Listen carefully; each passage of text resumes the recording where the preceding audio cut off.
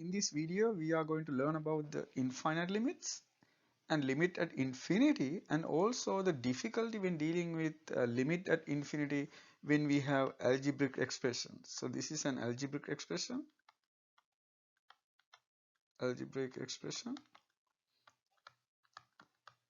And we talk about in the main video about limit at infinity.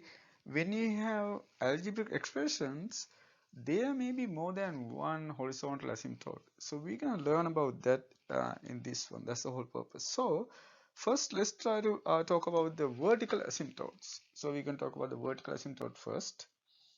So the question is asking find the vertical and horizontal asymptote. So we can do the vertical asymptote first. So v dot a dot. So the vertical asymptote. So to find the vertical asymptote, what we normally do is we can look at the simplified form of the expression and then look at the denominator term, and where the denominator becomes 0. And it's very clear that if you set 3x minus 5 equal to 0, you can see x is 5 third.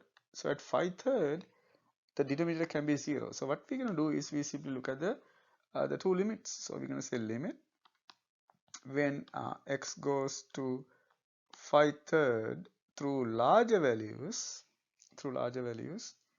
um, of the expression fx, and then you can see that when you do that, the numerator is close to, if you plug in that value 5/9 here, so you can see it's going to simplify to what? So it is 2 times 5/9 squared plus 1 square root. So that's where it's going to get close to. And what about the bottom? And then you can see the bottom. So you can see the value you're going to reach 5 third from the right. So so you can see that when that happen, um, it gets smaller but positive. So you can write this one as 0 plus. 0 plus is not 0. It is, these are what we means very small positive values. So you can see in this case what happened, you can see numerator is a number. You can see it's just a number, but the denominator getting close to 0, so that means this is going to go to positive infinity. So that's what happened when you go from the right side. And then similarly, if you do the other way, let's say limit x goes to 5 third negative fx, and you can see now, if you plug in 5 third, it's exactly 0, but now it is negative, means very small a value.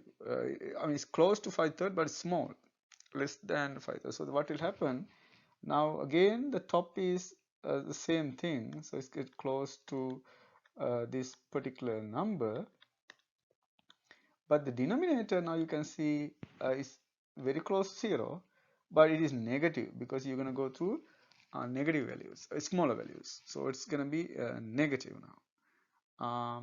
So what happened, you can see, so in this case it is negative infinity.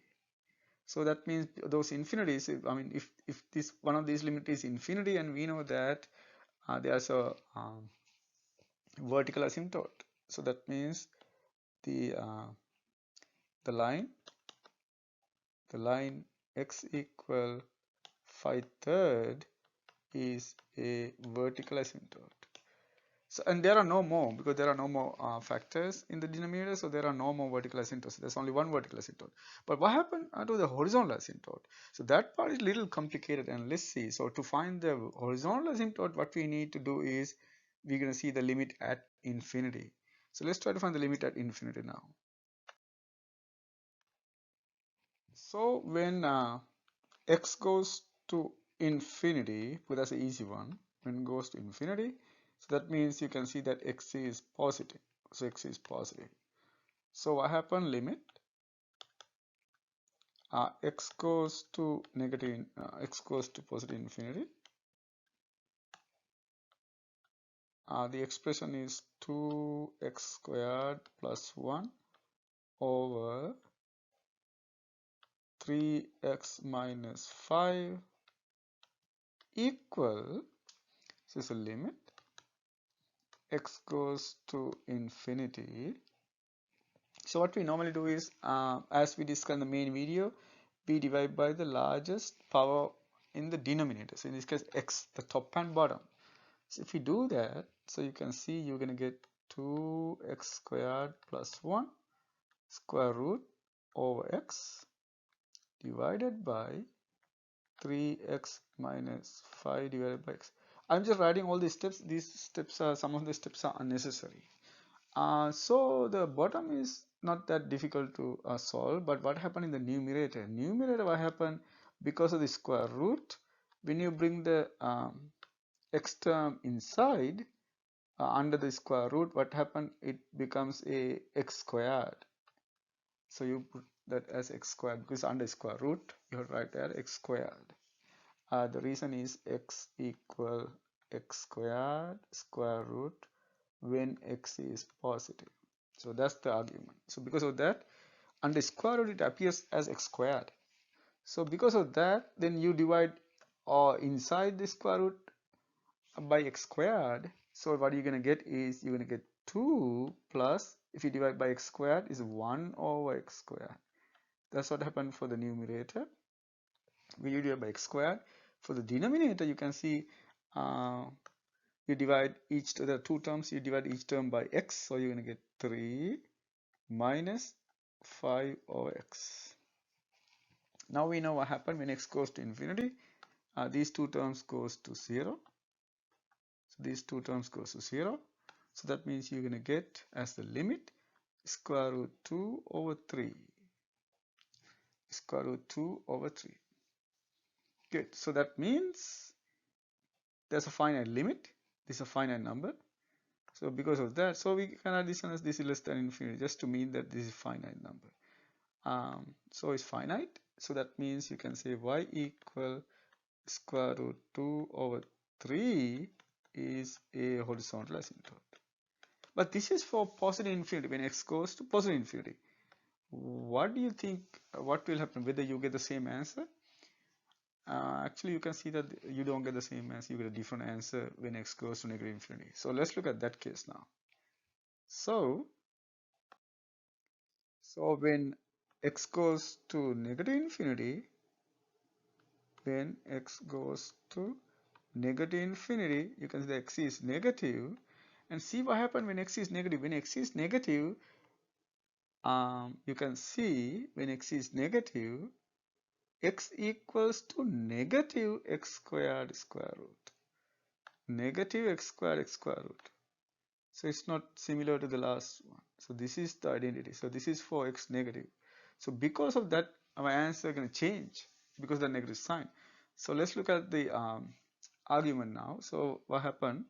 As before, limit when x goes to negative infinity, 2x squared plus 1 square root divided by 3x minus 5 as before. Now what we do, again there are no changes. X goes to negative infinity, you divide the top and the bottom by x. Top and the bottom by x. No change. But now what happened here, things gonna change for the top. Because you have to, before we simplify, you need to bring the square root sign, x under square root sign. But to do that, you're gonna rewrite using this relation. So what happened is, then x you're going to replace by negative x squared first. So that means you replace by negative x squared.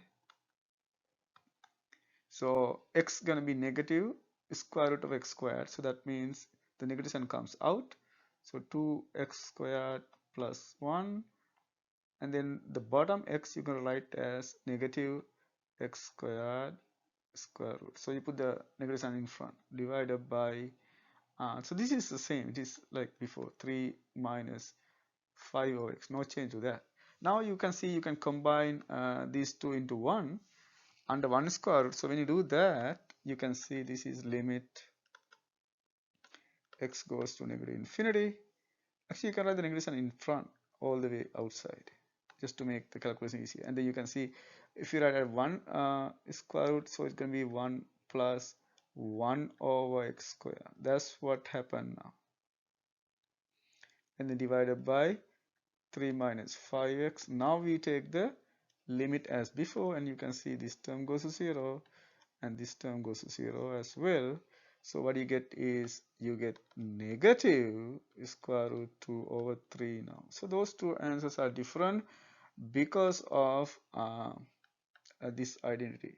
So it's because of the negative sign. So that means now you can see there's another new asymptote. So the line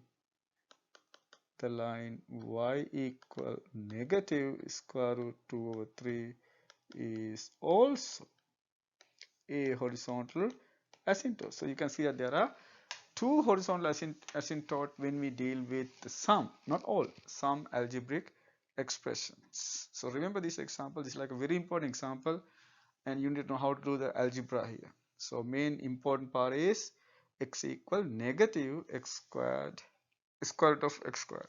X equal negative square root of x squared. So that is the reason why we get this negative answer. Thank you.